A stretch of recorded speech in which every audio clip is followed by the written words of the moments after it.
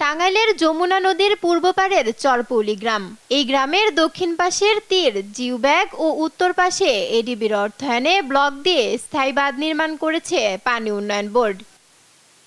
তবে এই গ্রামের মাঝের ১৬২৫ মিটার অংশ ওয়ার্ল্ড ব্যাংকের ফান্ডের অপেক্ষায় থাকায় নেওয়া হয়নি ভাঙন প্রতিরোধে কোনো ব্যবস্থা।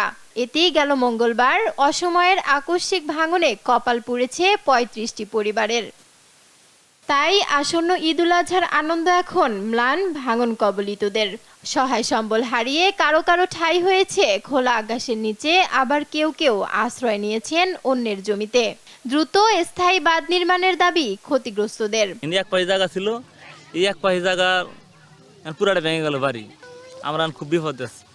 এখন যদি নদীটা কাষ্ট যদি এখন সরকার করতো তা আমরা বাঁচতাম। মানুষ বোঝা ওঠার আগে যে এমন ভাবে বিলীন হয়ে যাচ্ছে যে মানে আমাদের কাজ করার মতো কোনো কিছু নেই। বাড়িতে ভাঙছে আমার ৬০ ডিসমাল জায়গা ছিল, ৬০ ডিসমাল ধরে একবার নদী গেছে।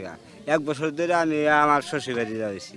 এই বয়সে ৬বার বাড়ি ভাঙছি, ৬বার বাড়ি ভাঙে মানে যে আমরা মানে যখন রাস্তার ফকির যে ফকির তাও ছায়া খাহারে আমরা তাও পারি না। স্থানীয় জনপ্রতিনিধিদের দাবি গেল কয়েক বছরে নদীতে বিলীন হয়েছে এখানকার ১.৫ কিলোমিটার এলাকা। নতুন করে ভাঙনে দীর্ঘ হচ্ছে এর পরিধি।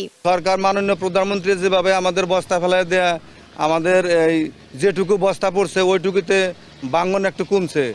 আর সামনে প্রায় ৩ কিলোর মতো আছে। এই ৩ কিলো যদি মাননীয় প্রধানমন্ত্রীর নির্দেশনায় যদি কাজটা হয়ে যায় তাহলে আমাদের একটু মানে স্বস্তি আসবে। ভাঙন অব্যাহত থাকলেও পানি উন্নয়ন বোর্ড চেয়ে আছে ওয়ার্ল্ড ব্যাংকের অনুদানের দিকে। তারা বলছে ব্যাংকটির অর্থায়ন পেলে আগামীর শুকনো মৌসুমে শুরু হবে কাজ। ১৬২৫ থেকে ১৭০০ মিটার যেটা আমাদের অরক্ষিত রয়েছে, এখানে কাজ হয়নি। এখানে আমাদের ওয়ার্ল্ড ব্যাংকের আর্থিক সহায়তায় একটা প্রজেক্ট নতুন অনুমোদন পাইছে। এটার কাজ ইনশাল্লাহ আমরা সামনের শুষ্ক মৌসুমে শুরু করতে পারবো আর কি। ওয়ার্ল্ড ব্যাংকের অর্থায়নের অপেক্ষা না করে ভাঙন রোধে দ্রুত ব্যবস্থা নিতে সরকারের প্রতি আহ্বান জানিয়েছে স্থানীয়রা।